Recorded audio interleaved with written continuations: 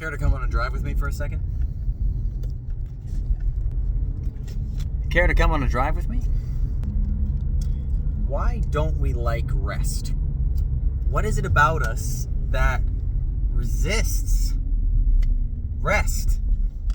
I've been thinking about that because every once in a while I'll have one of these moments where my kids and my wife will be away. That coincides with a day off work for me. And then I just end up filling that time with chores, backed up responsibilities, emails that I didn't send yet. What is it about me that is resisting rest? Like, it's not the pull of those things that's doing it. It's me. It's a choice that I'm making. So why am I resisting rest? Why do you resist rest? You know, leave a comment and tell me, like, this is why I resist rest, because of ABC. But like, that's not even the actual answer. Like whatever responsibility that you're wrestling with, whatever struggle that you're having with work or whatever, that's not it. That's not the problem. The problem is, I think, something just another layer or two deeper, and it has to do with our fear, I think. I think we're actually afraid of resting. And the reason why we're afraid of resting is because we're afraid of a number of things pertaining to life with God, pertaining to life with other people, pertaining to life with ourselves.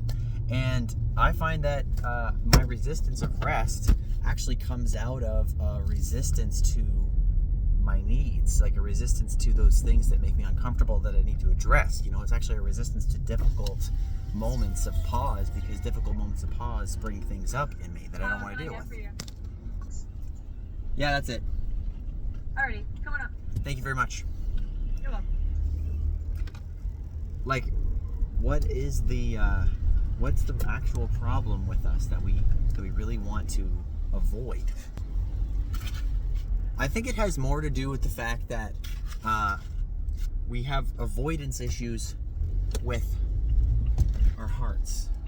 Like, there are things that we all need to address in life that are uncomfortable because it has to do not with some kind of practical thing that we got to deal with, but because of something that is playing on us emotionally that we really don't even want to look at.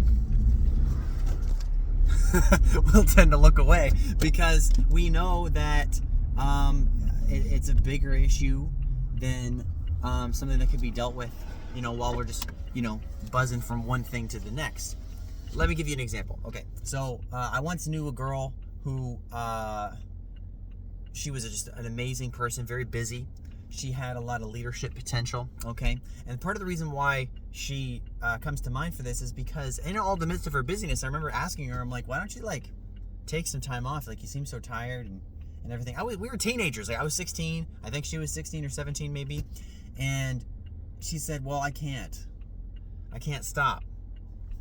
Because then I think too much when I'm taking a break. And I'm like, what do you mean you think too much? Just stop doing things. You need to stop doing things. It's too much things. And she's like, no, like, I don't know, like, I get depressed and I get upset and I get stressed out, and the things that stress me out when I take a break are just too much for me. I don't want to think about that stuff, so I don't want to take a break. And it really confused me until later in life, when now, as a man in his 20s-ish, with 4 kids, I'm like, hey, I get it. And not because the busyness keeps me from resting. Like, you actually have a lot more control over your life than you probably think you do. We tend to use excuses like, well, I do have kids and I have this and I have responsibilities, which are all normal things that we do need to tend to. But then you have to think about the fact that, you know, rest is really an intentional choice. You know, back in the Bible times, Sabbath was a practice that was a weekly rhythm for the people of Israel, and they had to do it a day before the Sabbath day called the preparation day. Okay, so like, we actually see this in the New Testament. Some of Jesus' disciples actually take time to prepare the Passover meal in advance, and then you also have time that's being taken to prepare for Sabbath at other times. So there's not really work being done. It's just stuff that's happening in advance of Sabbath. in advance of that day that they're going to rest, in order that they would have what they need. There's actually Bible verses that talk about the fact that the people of Israel had to work double in some seasons in order to have enough to be provided for in the season of rest to come. Like there's like different, I'm talking about big themes here, so it's not just one specific verse. It's like numerous verses that come up. So there's a preparation that comes with rest. And the Bible tells us in Hebrews chapter 4 to make every effort then to enter that rest. Now in the context, he's talking about obedience to the call of God in our life. He's like, make every effort to enter into the promise that God has for you through obedience. Not the way the people of Israel at that time did, because they may have obeyed at some levels, but then at other levels they disobeyed and grumbled, and they didn't enter the promises of God. They didn't get into the promised land. And so, in the book of Joshua, even as they're on their way to go to the promised land, they have to turn around because of their disobedience and their resistance of God as a leader in their life. And there's actually somebody earlier on in the story, who so rejected the command of the Sabbath with such intensity at the installment of the command that he actually had to suffer the consequences very painfully. Like there are consequences, but not just on the basis of behavior and punishment for misbehavior. There's a consequence of fruitfulness. There's a consequence of ongoing struggle with an attitude of slavery rather than of sonship, rather than of relationship. And then the other consequence of the fact that because of our lack of Sabbath, we leave a lot of things unaddressed in our life. In fact, we also lose our center. Like we lose our sense of center, our sense of stability in the midst of difficult times, because we're not really building our life on God. We're building our life on something else.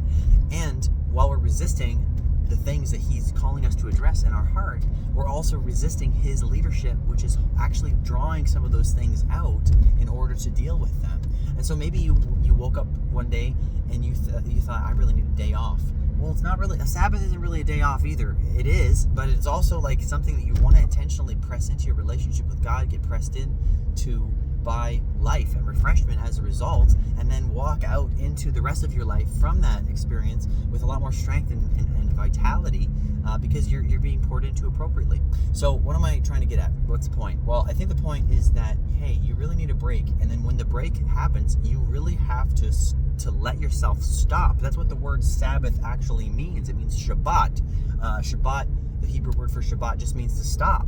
And when Jesus said, "Come to me, all you who are weary and burdened, and I will give you rest," what he was saying was, hey, come to me and I will give you a stop. I'll give you pause. I'll give you an opportunity to stop. Oh my gosh. My coffee is literally causing my car to think that there's a passenger in the seat. So that's rough. Anyway, while the beeps are happening, I just want to tell you, okay, is this. I want to tell you that God loves you very, very much, and he really wants you to take a rest, and he wants you to truly address the things that you're avoiding in order that you can be refreshed and encouraged, and he can lead you into a promised season of rest and encouragement. So anyway, that's it. Thanks for coming on this drive with me. I hope that you are going to take this home and you're going to prioritize rest in this season.